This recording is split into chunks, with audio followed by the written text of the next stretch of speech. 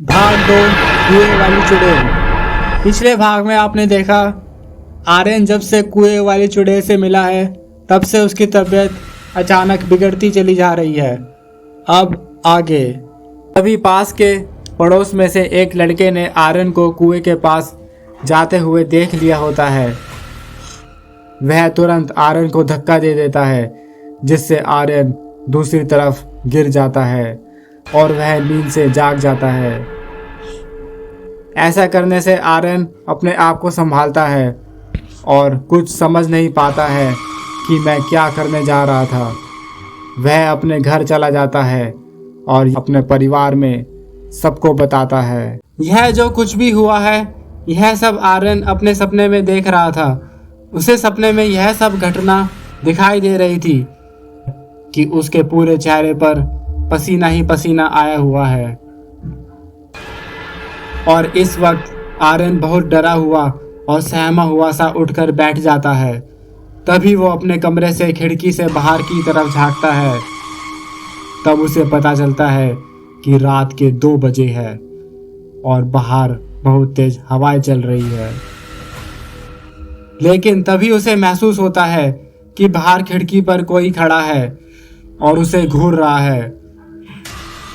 वह जब पास जाकर देखता है तो उसे वहां काला साया दिखाई देता है जो एक परछाई की तरह दिखाई देती है। लेकिन कुछ ही पलों में वो साया वहां से गायब हो जाता है। आर्यन चिल्लाता हुआ अपने मम्मी पापा के पास चला जाता है। लेकिन सुबह सब कुछ नॉर्मल होता है और आर्यन अभी भी डरा हुआ है। ऐसे में उसकी नानी यह सोच में पड़ जाती है कि स्वस्तिक के लगाने के बावजूद भी आर्यन को वह चुड़ैल कैसे दिखाई दे रही है। इसका पता लगाने के लिए वह उस कुएं के पास जाती है तो फिर वह देखती है कि वहां पर कोई भी स्वास्तिक का निशान नहीं लगा हुआ है। उसकी नानी यह सब कुछ देखती है और समझ जाती है कि स्वास्तिक के हटने की वजह से ही आर्यन को काली परछाई नजर आ रही है और वह बहुत डर रहा है। तभी उन्हें उस कुएं में से कुछ आवाजें सुनाई पड़ती है।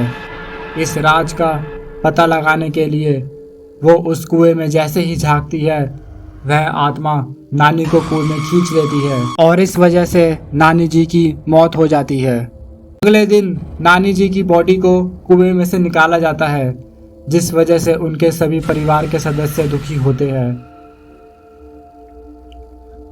तभी वहां पर आकाशवाणी होती है।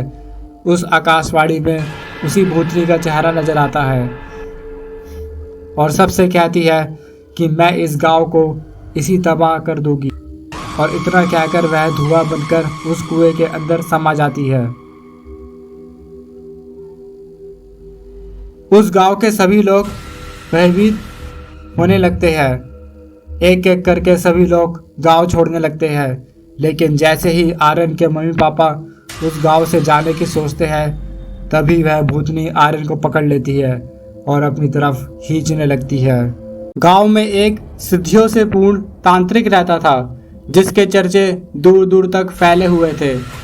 गांववासी उस सिद्ध पुरुष तांत्रिक को बुलाकर कुएं के पास लाते हैं। सभी गांव वाले उस तांत्रिक को अच्छे से स्वागत करते हैं और उसे उस कुएं के बारे में पूरी जानकारी देते हैं। वह तांत्रिक कुएं के पास जाता है और अपनी दोनों आंखों को बंद करके शांत मन में चला जाता है। वह देखता है कि यह चुड़ैल प्रचंड शक्तियों से परिपूर्ण हो चुकी है। यह किसी को भी मार सकती है या किसी को भी अपने कुएं की तरफ खींच सकती है। तभी तांत्रिक अपने झोले में से भभूति निकालता है और कुएं के अंदर डाल देता है। जैसे ही भभूति कुएं के नीचे गिरती है वह चुड़ैल एकदम से झटपटा जाती है और तभी उस कुएं में बहुत तेज से भूचाल सा आने लगता है और देखते ही देखते चुड़ैल कुएं के ऊपर आ जाती है। तांत्रिक उसके सामने खड़ा है और चुड़ैल उस तांत्रिक को घूर घूर कर देख रही होती है। तभी तांत्रिक मंत्रों का उच्चारण करता हुआ चुड़ैल के ऊपर फूंक मार देता है। फूंक का असर चुड़ैल के ऊपर होता है और चुड़ैल खून की उल्टी कर देती है जो सीधी तांत्रिक के ऊपर जा गिरती है। लेकिन तांत्रिक इन सब से डरता नहीं है। वह अपने झोले में से एक गुड़िया निकालता है और उस गुड़िया के ऊपर मंत्रों का उच्चारण करता है। मंत्रों के प्रभाव से गुड़ियों में जान आ जाती है और देखते ही देखते चुड़ैल की ताकत कमजोर पड़ने लगती है। तांत्रिक गुड़िया के पूरे हिस्से में सुइयां चुभोने लगता है। ऐसा करने से चुड़ैल धीरे धीरे उस गुड़िया के अंदर समाने लगती है